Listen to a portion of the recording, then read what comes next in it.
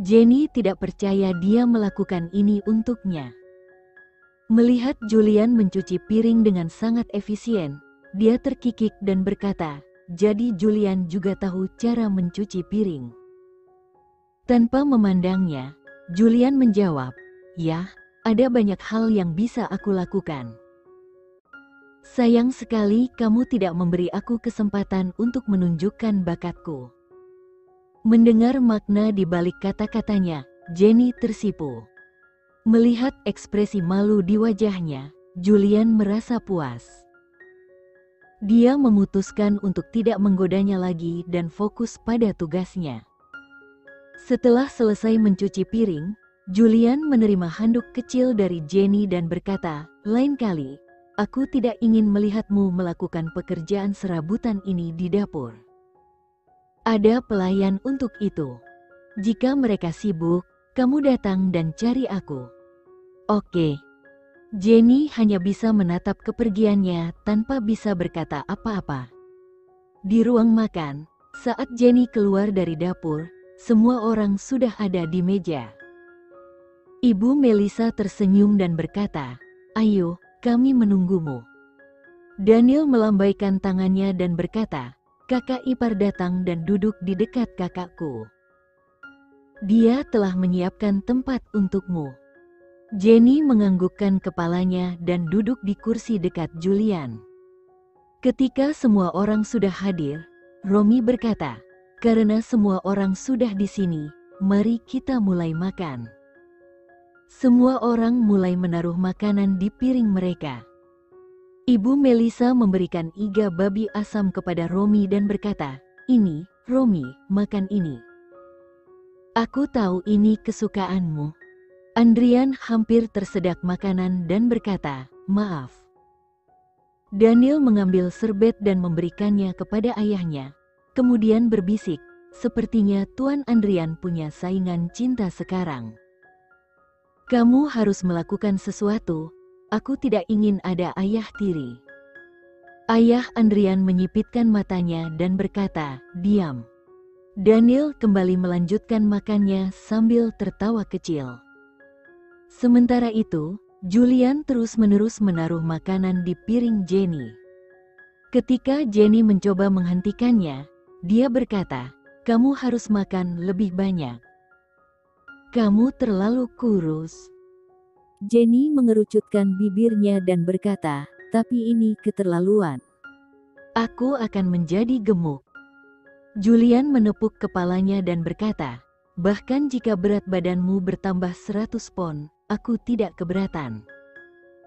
Jenny menatapnya dan bertanya, "Bagaimana jika orang mengatakan istrimu gemuk?" "Tidak masalah bagiku. Bagaimana jika aku tidak cocok mengenakan gaun dan sebagainya?" "Tidak masalah bagiku. Bagaimana jika orang-orang mulai menilai seleramu?" "Tidak masalah bagiku." Bagaimana jika Jenny hendak melanjutkan, tetapi Julian memotongnya, "Aku tidak peduli dengan kata-kata orang. Tapi jika mereka mengatakan bahwa menjadikanmu hidupku adalah hal yang buruk, maka aku senang melakukannya dengan cara yang buruk." Jenny menatap Julian. Dia tidak bisa memastikan apakah Julian serius atau tidak, tetapi dia bisa merasakan ketulusan di balik kata-katanya. Melihat Jenny linglung, Julian berkata, "Jangan terlalu banyak berpikir dan makanlah."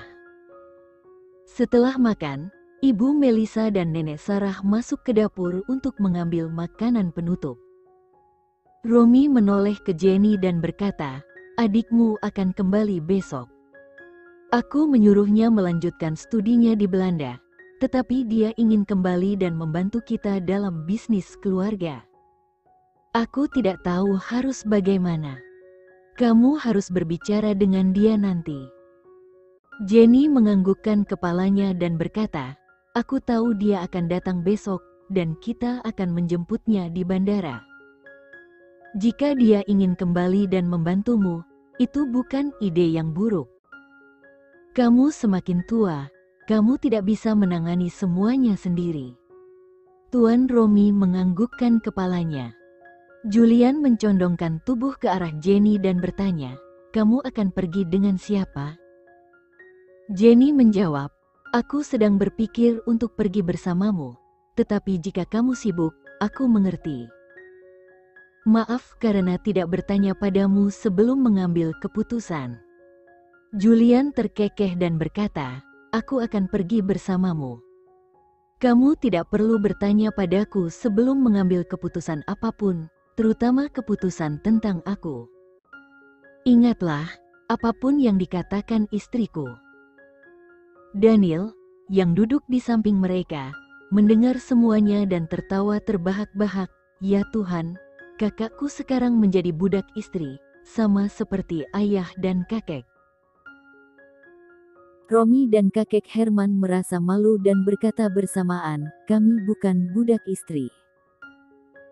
Nenek Sarah dan Ibu Melissa meletakkan tangan mereka di bahu suami-suami mereka dan berkata, "Apa katamu, sayang?" Setelah makan, semua orang berkumpul di ruang tamu untuk mengobrol sebentar. Ayah Andrian dan Ibu Melissa adalah orang pertama yang pergi karena ayah Andrian memiliki beberapa pekerjaan penting. Nenek Sarah dan kakek Herman juga pergi setelah beberapa menit, diikuti oleh Daniel. Julian dan Jenny memutuskan untuk tinggal sebentar. Julian keluar untuk menerima panggilan telepon. Romy meraih tangan putrinya dan bertanya, "Apakah dia baik padamu?" Jenny tersenyum dan mengangguk, "Ya, dia memperlakukanku dengan sangat baik." Dia tidak berbohong. Julian memang memperlakukannya dengan baik. Romy tersenyum dan berkata, "Selama kamu bahagia, aku baik-baik saja dengan itu. Tapi jika kamu merasa tidak bahagia, ingatlah bahwa rumah ayahmu selalu terbuka untukmu." Jenny memeluk ayahnya, dan air mata mulai mengalir di pipinya. Sementara itu, di luar, Julian menerima panggilan telepon dengan nada dingin, "Bicaralah." Pria di seberang telepon merinding hanya dengan mendengar suaranya, "Bos, mereka telah memasuki kota Surabaya. Meskipun kami sudah memberikan peringatan, mereka masih mencarimu dan anggota keluargamu." Julian menyeringai dan berkata, "Aku kira mereka lupa dengan siapa mereka berhadapan. Kami sudah lama diam, dan aku rasa saatnya untuk menunjukkan kepada mereka siapa yang sebenarnya mereka hadapi." Setelah berhenti sejenak, dia melanjutkan, "Chico, aktifkan tim Quartz. Tingkatkan keamanan di rumah kakek Herman dan rumah Tuan Andrian. Tunjuk pengawal kelas atas untuk melindungi setiap anggota keluarga Baskara." Chico menjawab dengan suara meyakinkan, "Ya, Tuan. Kamu tidak perlu khawatir tentang itu." Ketika Chico hendak menutup telepon, Julian menambahkan, "Sediakan juga 4 pengawal terbaik untuk istriku. 2 laki-laki dan 2 perempuan." Chico terkejut, tetapi setelah Julian berteriak, dimengerti, dia segera menjawab, "Iya, Pak." Setelah menutup telepon, Julian kembali ke dalam dan melihat Jenny sedang memeluk ayahnya dengan air mata di pipinya. Julian mengangkat alisnya penuh tanda tanya dan mendekati pasangan ayah dan anak perempuan itu dengan langkah tegas. "Kenapa kau membuat istriku menangis?" tanyanya dengan nada serius. Jenny, yang baru saja melepaskan pelukan dari ayahnya dan menyeka air mata, menjawab dengan tenang, "Tidak ada, Ayah. Sungguh, tidak ada yang terjadi." Julian mengulurkan tisu kepada Jenny dengan lembut, "Ini adalah kali terakhir aku melihatmu menangis. Mulai hari ini, aku tidak ingin melihat air mata di matamu lagi." Sang ayah tersenyum puas, melihat betapa pedulinya Julian terhadap putrinya. "Kau jauh lebih baik dari Raka," pikirnya dalam hati. Mereka berbincang-bincang sebentar sebelum Julian dan Jenny memutuskan untuk meninggalkan tempat tersebut. Sebelum pergi, Romi mengingatkan Jenny, jangan lupa untuk menjemput adikmu besok. Julian menjawab atas nama Jenny, jangan khawatir, ayah. Aku akan memastikan dia tidak lupa. Jenny tidak bisa menahan senyumnya dan memberikan pelukan hangat pada ayahnya sebelum mereka pergi. Dalam mobil, Julian merapatkan tubuhnya ke arah Jenny. Bibirnya hampir menyentuh pipinya, membuat Jenny menahan napas. Sentuhan lembut dan hangat itu membuat wajahnya memerah. Julian melihat reaksinya dan tersenyum, kemudian kembali ke posisinya dan menyalakan mesin mobil. Kamu harus selalu mengenakan sabuk pengaman saat berada di dalam mobil, kata Julian sambil mengencangkan ikat pinggangnya sendiri. Jenny, sedikit terkejut, menundukkan kepalanya dan mencoba menenangkan dirinya. Selama perjalanan, suasana di dalam mobil menjadi hening. Untuk memecahkan keheningan, Julian bertanya, jam berapa penerbangan adikmu tiba? Jenny berbalik dan berkata, aku harus memeriksanya. Bolehkah aku meminjam ponselmu? Sepertinya ponselku hilang kemarin. Julian menyerahkan ponselnya. Setelah memeriksa, Jenny menjawab, jam 10 pagi. Julian mengangguk dan mengatakan, baiklah, setelah menjemputnya, kita akan pergi ke kantorku. Jenny menatapnya dan bertanya, kantor? Kenapa aku harus pergi ke kantormu? Julian mengangkat alisnya dan menjelaskan, kamu adalah istriku dan secara teknis, bos wanita dari karyawan-karyawanku. Orang-orang perlu tahu bahwa kamu adalah Nyonya Baskara sekarang. Jenny menunduk, merasa canggung. Tidak bisakah kita melakukannya secara perlahan? Kita sudah menikah, jadi lama-kelamaan orang-orang pasti akan mengetahuinya. Menyadari kecemasannya, Julian menghela napas dan berkata, baiklah. Tapi setidaknya kamu bisa menemaniku ke kantorku. Aku ingin memperkenalkanmu kepada tempat kerjaku. Jenny tersenyum dan mengangguk setuju. Setelah sekitar 15 menit, mereka tiba di rumah Julian. Ia meminta Jenny untuk masuk terlebih dahulu karena ada panggilan telepon yang harus diambil. Jenny mengangguk dan melangkah masuk ke dalam rumah. Di ruang belajar, Julian menelepon asistennya, Rafael, dengan nada serius. Ambil smartphone terbaik yang ada dan bawa ke sini. Juga, dapatkan SIM baru untuk Jenny dengan nomor yang sama. Aku beri waktu 20 menit. Rafael, yang terkejut dengan perintah mendadak itu, segera bergegas. Dia tahu betapa keras dan dinginnya hati bosnya ketika berhadapan dengan pekerjaan, dan ia hanya bisa berdoa agar Tuhan melindungi mereka yang menentang bosnya. Setelah Julian mengakhiri panggilan, ia menemukan Jenny sedang tidur di sofa. Dengan lembut, ia mengangkatnya dan membaringkannya di tempat tidur, lalu menutupinya dengan selimut. Ia duduk di sampingnya beberapa saat, mencium keningnya dengan lembut dan berkata, suatu hari nanti, aku akan menjadikanmu milikku sepenuhnya.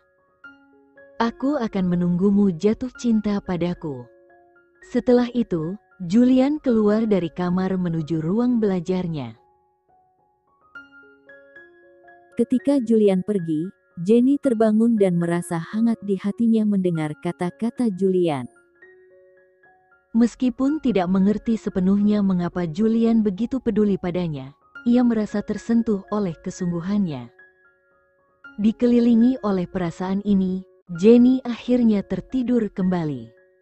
Di ruang belajar, Julian menelepon Chico. Apakah semuanya sudah siap? Chico menjawab dengan penuh semangat, ya, bos. Tim Quartz siap dan menunggu perintahmu. Julian tersenyum dan berkata, mari kita tunggu sebentar. Aku ingin melihat apa yang mereka punya. Chico memahami maksud bosnya dan berdoa agar orang-orang yang melawan Julian tidak menghadapi nasib yang buruk. Setelah itu, Julian mengingatkan, bagaimana dengan pengawal yang aku minta untuk istriku? Chico menjawab, semua sudah beres. Puas dengan jawaban itu, Julian menutup teleponnya dan merenung. Ia mengingat kembali saat ia menggantikan ayahnya sebagai CEO perusahaan Bagotama dan pemimpin dunia bawah. Bagotama adalah perusahaan multinasional besar yang sering menghadapi ancaman. Untuk melindungi bisnisnya, kakeknya, Herman, memasuki dunia bawah. Seiring waktu, pengaruh kakeknya juga meningkat, dan kini, setelah ayahnya, Julian lah yang memimpin dunia bawah. Julian menyadari bahwa keluarganya telah terbiasa dengan dunia ini, tetapi Jenny tidak. Ia satu-satunya kelemahan Julian, dan jika musuh mengetahuinya, hidup Jenny bisa terancam. Julian bertekad untuk menjaga Jenny dengan cara apapun dan tidak meninggalkan dunia bawah. Ketika Jenny terbangun, sudah malam. Ia menemukan dirinya sendirian dan memutuskan untuk memeriksa kamar mandi sebelum turun ke bawah. Di ruang tamu, ia melihat seorang pelayan sedang membersihkan. "Di mana Julian?"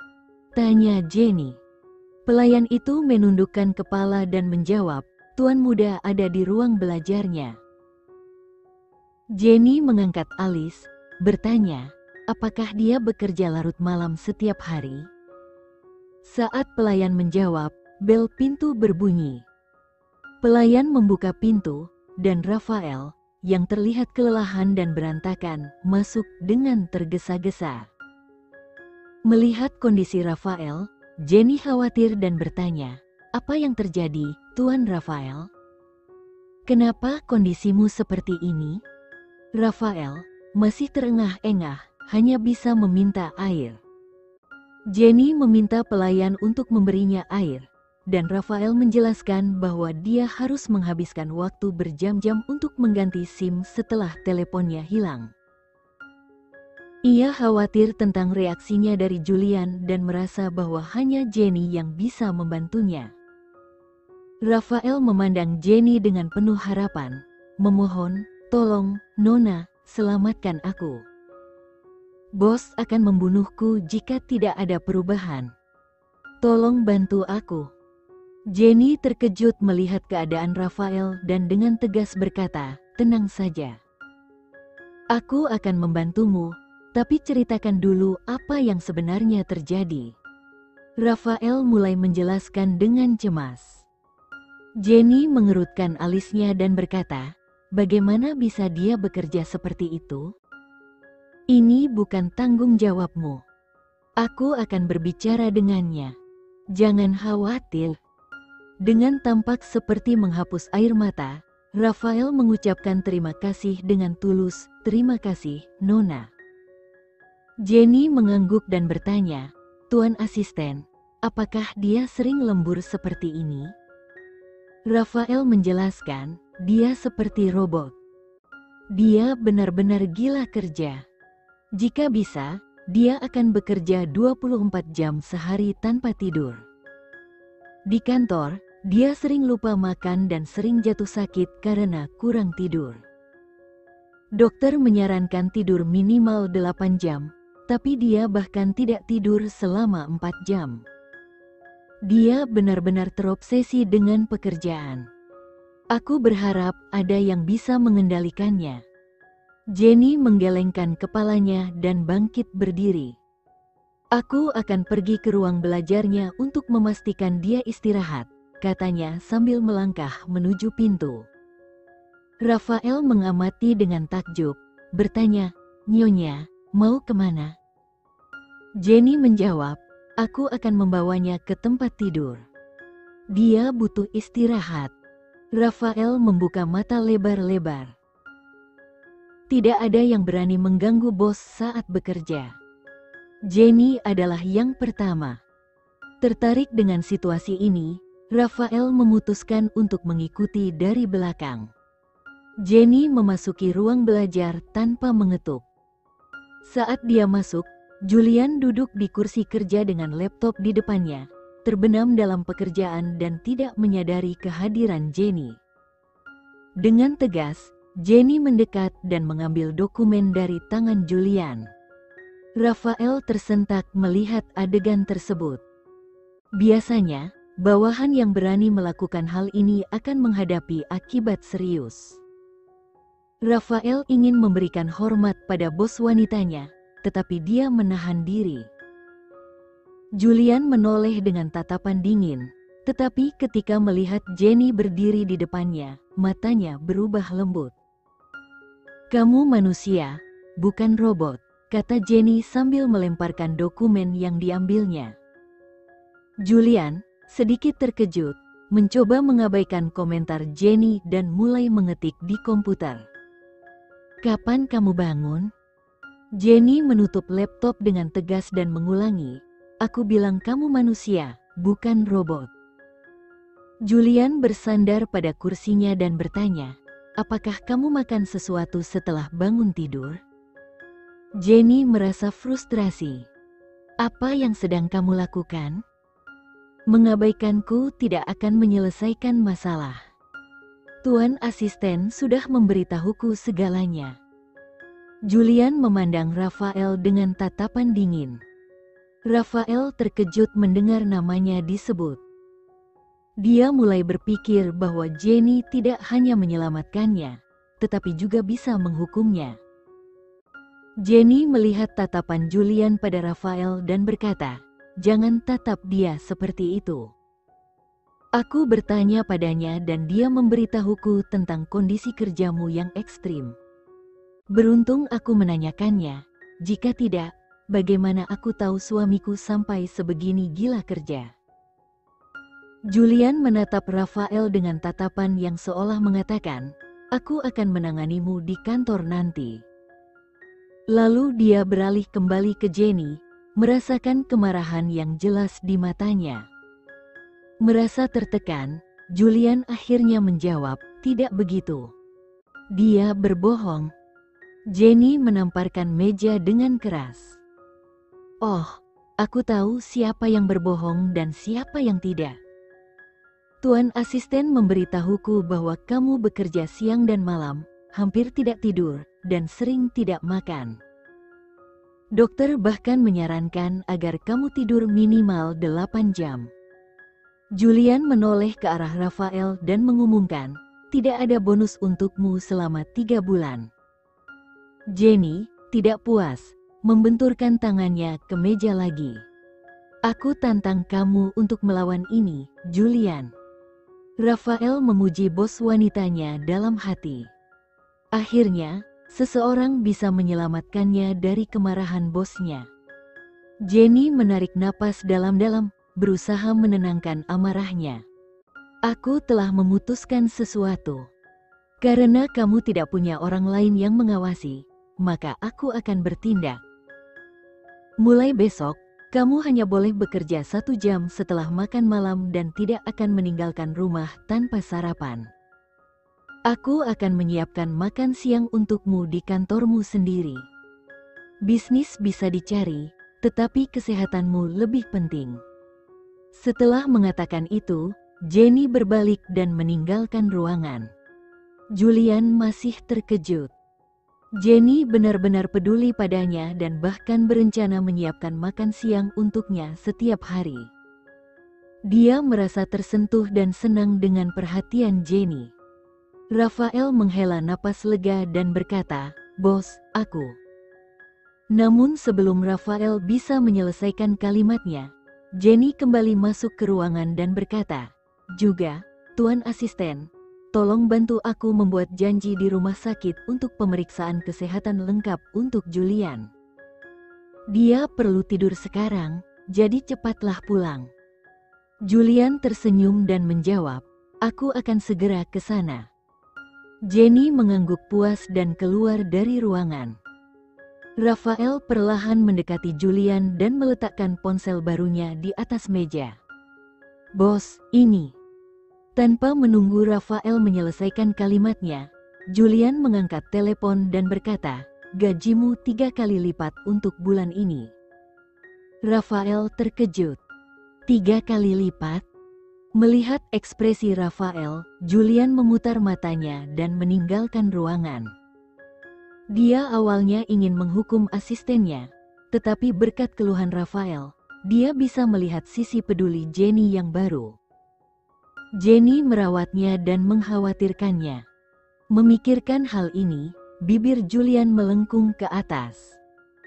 Saat Rafael masih berada di ruangan, Julian berteriak, "Jika kamu tidak keluar sekarang, aku akan menarik tawaran itu."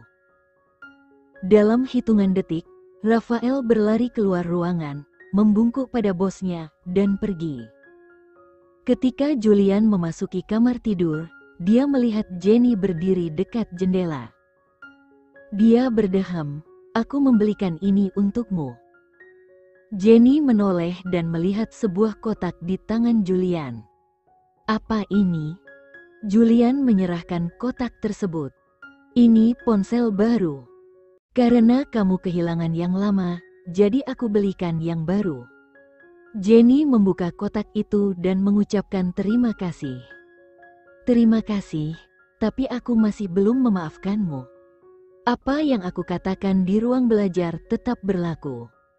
Julian menyilangkan tangannya dan berkata, "Terserah apa yang dikatakan istriku." Jenny mengangguk puas. "Sekarang pergilah dan ganti pakaianmu. Aku sudah menyiapkan beberapa pakaian santai untukmu." Julian menggelengkan kepala dan mengambil handuk sebelum menuju kamar mandi. Jenny duduk di sofa, memikirkan apakah dia harus login ke akun media sosialnya atau tidak. Setelah semua kejadian dalam pernikahannya, dia yakin akun websitenya akan dibanjiri notifikasi dan berita. Dia menarik napas dalam-dalam dan memutuskan untuk login. Namun, saat ia membuka akun webnya, dia hanya menemukan beberapa pesan dari saudaranya dan sahabatnya, Yasmin. Kejutan lebih besar datang saat dia melihat berita hiburan, tidak ada berita tentang pernikahannya. Sepertinya semua berjalan normal. Jenny memutuskan untuk menelepon sahabatnya, Yasmin, setelah terkejut dengan berita yang disembunyikan.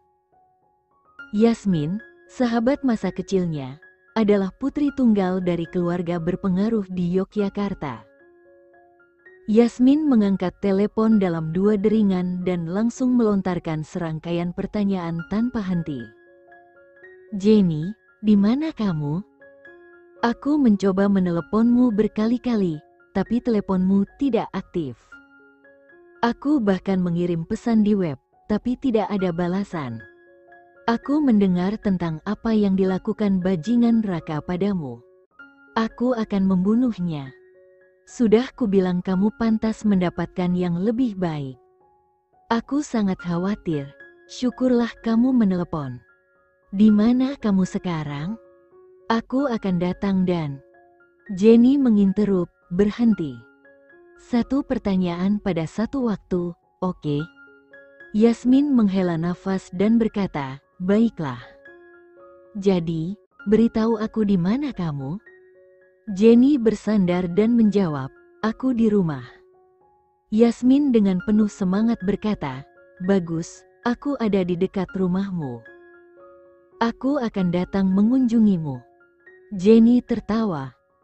"Yah, menurutku kamu sudah bepergian lebih jauh dari itu." Yasmin bingung. "Apa maksudmu?" Jenny akhirnya memutuskan untuk memberikan informasi mengejutkan, "Aku di rumah suamiku." Yasmin berteriak, "Bagaimana setelah semua yang terjadi, kamu masih menikah dengan Raka?" "Jenny, kamu gila?" Jenny menggelengkan kepalanya. "Tidak, aku menikah dengan orang lain." Yasmin terkejut. "Apa? Siapa yang kamu nikahi? Bagaimana kamu bisa menikah dengan orang asing seperti ini? Kamu tidak perlu merusak hidupmu seperti ini. Beritahu aku di mana, aku akan datang menjemputmu. Aku juga akan menendang bajingan brengsek itu, yang mengambil keuntungan dari situasi menyedihkanmu."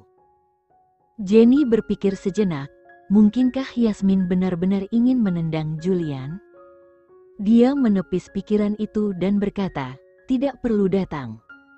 Kamu tidak perlu khawatir, dan menurutku kamu tidak akan mampu menghajar suamiku. Yasmin merasa tersinggung. Hei, jangan katakan itu.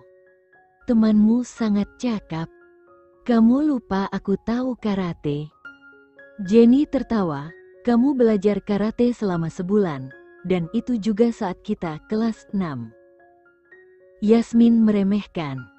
Ya, aku orang berbakat. Apa yang butuh bertahun-tahun untuk dipelajari, aku hanya butuh sebulan. Sekarang, gadis, kirimkan alamatmu, aku akan datang menjemputmu. Jenny menghela nafas dan memberikan alamatnya. Oke. Datanglah ke rumah keluarga Baskara. Yasmin berteriak, rumah keluarga Baskara? Apa yang kamu lakukan di sana? Dia berhenti sejenak, kemudian melanjutkan, ya Tuhan, Jenny, tidak bilang kamu menikah dengan kepala pelayan di sana? Jenny hampir tersedak. Apakah kamu gila? Kenapa aku harus menikah dengan kepala pelayan? Yasmin mengangkat bahu. Bagaimana sekarang? Kepala pelayan di rumah Baskara mendapat penghasilan 50 kali lebih banyak daripada rata-rata orang. Oke. Jenny menggelengkan kepala. Tidak, aku tidak menikah dengan kepala pelayan. Yasmin bingung. Lalu kamu menikah dengan siapa? Jenny menghela napas dan menjawab, Julian. Yasmin berteriak dari seberang telepon, apa? Kamu menikah dengan Julian? Ya. Julian yang paling memenuhi syarat di dunia? Ya. Julian yang salah satu orang terkaya di dunia? Ya. Julian CEO perusahaan Bagotama? Ya. Setelah beberapa pertanyaan berturut-turut, Yasmin terdiam. Jenny juga tidak mengucapkan sepatah kata pun. Yasmin akhirnya memecah keheningan dengan suara penuh semangat. Ya Tuhan, Jenny, kamu sekarang adalah Nyonya Baskara. Ya Tuhan, kamu berhasil menikah dengan Julian. Aku tidak percaya ini. Kamu benar-benar menangkap orang yang dikagumi semua orang. Kamu benar-benar mendapatkan jackpot. Jenny mengangkat alis dan bertanya, apa maksudmu dengan itu? Yasmin menjelaskan, jangan bilang padaku bahwa kamu tidak tahu apa-apa. Bukan hanya perempuan, bahkan laki-laki pun mengagumi suamimu. Satu tatapan darinya sudah cukup untuk membuat seseorang gila. Kamu tidak tahu berapa banyak hati yang telah kamu patahkan dengan mengambil pria berharga dari daftar bujangan. Begitu berita ini tersebar, kamu tidak tahu betapa banyak orang yang akan iri padamu, dan banyak orang yang ingin merebutnya darimu. Jenny tidak menjawab dan mengerutkan alisnya. Dia harus mengakui bahwa Julian adalah pria yang sangat tampan, tetapi dia tidak menyangka pria itu akan memiliki dampak sebesar itu pada orang lain. Sekarang dia mengetahui semua ini. Dia harus memastikan untuk menjaga apa yang menjadi miliknya dengan baik. Jenny menjawab, jangan khawatir, aku tahu cara menjaga sesuatu yang milikku tetap aman. Itulah semangatnya. Pergilah, nak, Yasmin bersorak. Setelah percakapan berakhir, Jenny menutup telepon. Sudah tengah malam dan Julian sudah terbaring di tempat tidur. Jenny berjalan menuju tempat tidur dan bertanya, kapan kamu keluar dari kamar mandi? Julian menjawab sambil menata bantal, saat kamu sedang sibuk berbicara dengan seseorang. Jenny berbaring di tempat tidur dan menjawab, aku sedang berbicara dengan Yasmin. Julian menyahut, sahabat. Aku tahu. Jenny memandangnya dan bertanya, bagaimana kamu tahu? Julian tersenyum, tidak ada yang aku tidak tahu, oke. Kamu masih belum tahu seberapa cakap suamimu.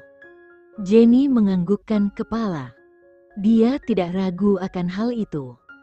Julian membelai rambutnya dan berkata, "Sekarang tidur. Sudah larut dan besok kita harus pergi menjemput adikmu." Jenny terkejut dengan pernyataan Julian yang tiba-tiba dan berkata, "Selamat malam." Dia menutupi dirinya dengan selimut dan tidur dengan cepat, berusaha menyembunyikan wajahnya yang memerah. Julian tertawa melihat reaksinya dan juga menutupi dirinya dengan selimut sebelum tidur.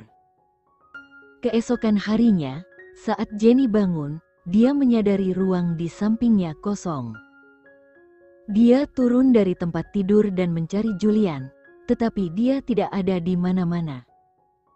Dia turun ke bawah dan bertanya kepada seorang pelayan. Pelayan itu menyambutnya, "Nyonya muda, kamu dapat memberitahu saya apa yang kamu butuhkan, dan saya akan mengambilkannya untukmu." Jenny tersenyum dan bertanya, "Aku baru saja mencari Julian. Di mana dia?" Pelayan itu menundukkan kepalanya dan menjawab, "Tuan muda berangkat pagi-pagi sekali hari ini. Ada urusan mendesak yang harus dia hadiri." Jenny menganggukkan kepala dan bertanya, "Apakah dia makan sesuatu di pagi hari?" Pelayan itu menggelengkan kepala. Sarapannya belum siap, jadi dia tidak makan apapun. Tapi dia mengambil sebuah apel sebelum pergi. Sekian dulu ya video kali ini, kita lanjutkan lagi videonya di lain waktu. Oh iya, bagaimana menurut kalian? Semoga bisa sedikit menghibur kalian semua. Untuk teman-teman yang baru nonton, jangan lupa subscribe ya, hehehe. Dan kalau teman-teman ada yang ingin gabung langganan, bisa langsung gabung saja untuk dapat fitur yang menarik dan sedikit membantu Mimin. Terima kasih banyak sudah menonton, sampai jumpa lagi, bye.